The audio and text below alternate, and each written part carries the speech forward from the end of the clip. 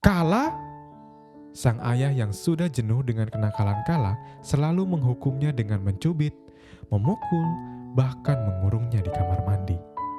Tapi di dalam kamar mandi, Kala justru tetap tertawa. Selamat malam teman-teman, selamat datang di YouTube Suara Telepon dan kamu masih mendengarkan aku Fauzi Radian. Kamu bisa cari aku di Instagram dengan username @kecabut atau kamu bisa langsung aja subscribe ke YouTube channel @Suara Telepon ini. Dan teman-teman terima kasih buat kamu yang masih mendengarkan 30 hari bercerita. Ini udah hari ke-23. Wow, hari ke-23 berarti tinggal 7 hari lagi maka 30 hari bercerita akan kami sudahi dan kira-kira setelah 30 hari bercerita kita akan membuat apa lagi ya? Terima kasih juga teman-teman buat kamu yang selalu meninggalkan jejak atau komentar di YouTube Suara Telepon. Terima kasih juga buat kamu yang share konten ini ke dalam semua sosial media kamu dan apresiasi terbesar dari aku teman-teman. Dan hari ini aku ingin membacakan sebuah cerita yang aku beri judul Imajinasi. Sebuah cerita yang dibacakan oleh Fauzi Rahadian dan ditulis oleh penulisnya sendiri. Kebalik, tapi udahlah biarin aja, oke? Imajinasi.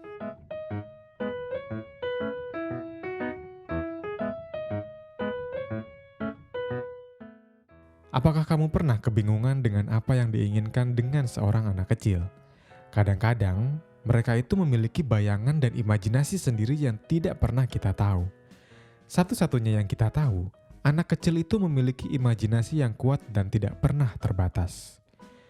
Begitu juga dengan imajinasi yang dimiliki oleh seorang anak laki-laki berusia 7 tahun bernama Kala. Kala kecil hidup dengan seorang ayah di rumahnya. Sementara ibunya pergi merantau untuk mencari penghasilan sebagai TKI di luar negeri. Seperti anak pada umumnya, Kala sangatlah aktif, bahkan terkadang karena terlalu aktif, dia merusak beberapa barang yang ada di sekelilingnya. Tapi Kala tidak pernah menangis. Justru ia selalu tertawa bahkan ketika dia terjatuh. Dia tidak pernah bersedih sama sekali, sebaliknya.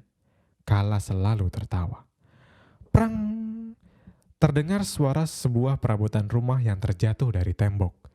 Sang ayah sudah hafal betul, pasti itu adalah ulah dari Kala. Melihat Kala yang sedang memanjat ke atap rumahnya melalui sebuah sofa yang terletak di ruang tamu, sang ayah berteriak, tanda ia begitu marah. Kala? Sang ayah yang sudah jenuh dengan kenakalan Kala selalu menghukumnya dengan mencubit, memukul, bahkan mengurungnya di kamar mandi. Ayah, sakit, sakit, ayah. Kala yang dicubit selalu berteriak kesakitan, tapi teriakan itu juga selalu diiringi dengan tertawa. Melihat Kala justru tertawa, sang ayah semakin emosi dan mengurungnya di kamar mandi. Masuk kamu, masuk! Kala dikunci selama berjam-jam sampai ia kedinginan. Tapi di dalam kamar mandi, Kala justru tetap tertawa. Perlakuan ayahnya terhadap Kala selalu meninggalkan bekas di tubuhnya. Jika dilihat, tubuh Kala banyak memiliki luka memar atau sekedar bekas luka lecet yang tidak kunjung hilang. Hal itu juga menjadi pertanyaan oleh guru Kala di tempat ia bersekolah. Sehingga sang ayah dipanggil ke sekolah untuk ditanyai apa yang terjadi. Bapak, saya selalu melihat Kala memiliki luka memar. Kira-kira apa yang terjadi di rumah? Tanya ibu guru itu dengan begitu serius. Ibu, Kala anak yang begitu aktif. Di rumah atau sekolah, dia tidak pernah bisa diam kan? Selalu meloncat, berlari, bahkan berguling-guling. Anak ini istimewa karena ia tidak pernah bisa diam. Luka-luka itu didapatkan karena dia seringkali terjatuh. Jawab sang ayah meyakinkan ibu guru. Baik Bapak, Kala adalah anak yang aktif dan lucu. Ia tidak pernah menangis dan justru ia selalu tertawa. Saya menitipkan Kala di rumah ya Pak, jawab ibu guru tersebut sembari menyelesaikan dialognya bersama ayah Kala.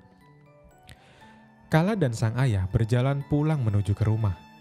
Tapi tidak seperti hubungan antara ayah dan anak pada umumnya, mereka tidak bergandengan, tidak berbarengan, tapi justru sang ayah berjalan duluan dan Kala menyusulnya di belakang.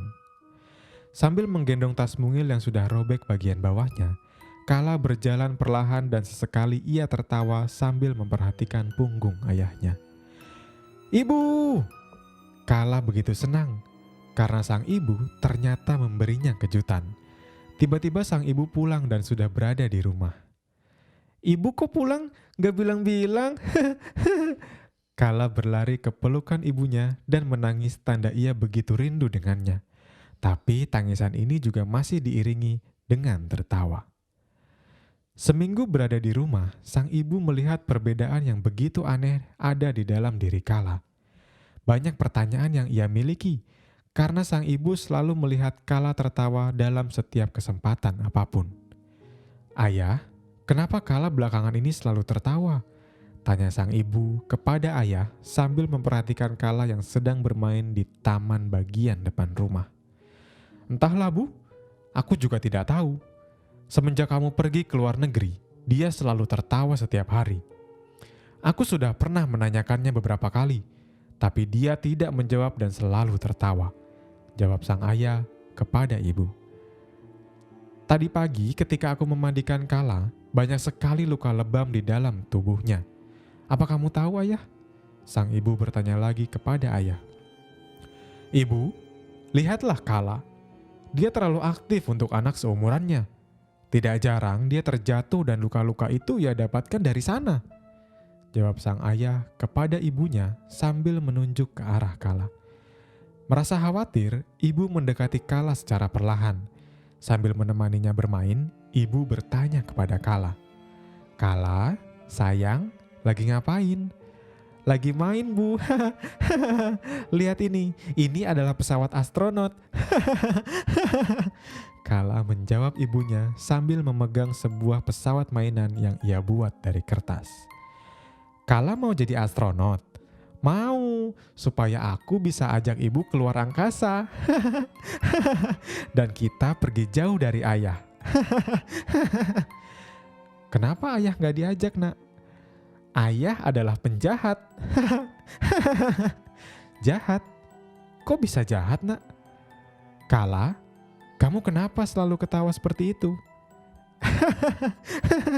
"Ibu, aku sering membayangkan ketika aku dewasa nanti dan sudah siap untuk melakukan perlawanan, aku akan melawan ayah dan akan aku bunuh dia." Entah kenapa, membayangkannya begitu menyenangkan dan itu membuatku tertawa sepanjang waktu. Di dalam bayanganku, aku akan membunuh ayah menggunakan pisau tumpul yang ada di dapur. Jadi aku bisa mendengar bagaimana ayah menjerit kesakitan.